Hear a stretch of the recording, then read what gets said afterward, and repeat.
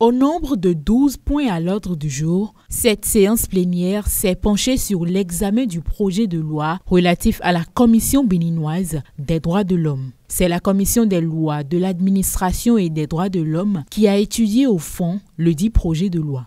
Certains sujets ont fait l'objet de vifs débats en commission, au nombre desquels l'institution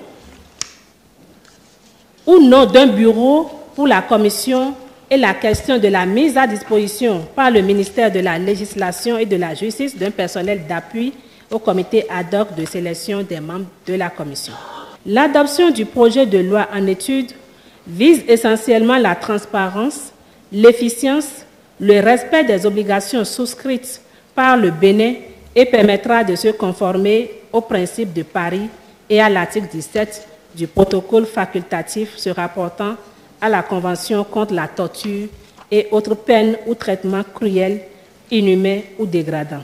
Étant une institution qui joue un rôle crucial dans le maintien du respect des droits de l'homme, la Commission béninoise des droits de l'homme se doit d'être bien réformée, au dire des députés. Normalement, même si c'est 5, la femme doit prendre au moins 2 parts. Pourquoi c'est un avocat pénaliste qui doit représenter les avocats? Je trouve que c'est assez restrictif. Les membres du groupe parlementaire Les Démocrates présents au niveau de cette commission ont voté contre ce rapport-là. Pourquoi on doit nous dire que le rapport a été voté à l'unanimité? Tout le monde risque d'être membre de l'UPR pour se faire désigner à cette commission. Je ne suis pas d'accord. Et je crois, quand on fait la revue des pays, toutes les institutions ont au moins, au bas mot, 9 membres.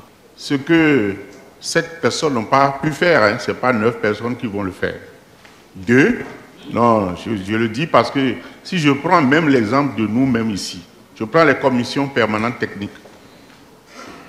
Nous sommes 5 dans l'exécutif des commissions, mais combien travaillent à la tête des commissions? Notre pays a fait le choix de la démocratie, qui selon nous est le système qui garantit la paix et l'épanouissement de nos populations. Et nous sommes en bon chemin.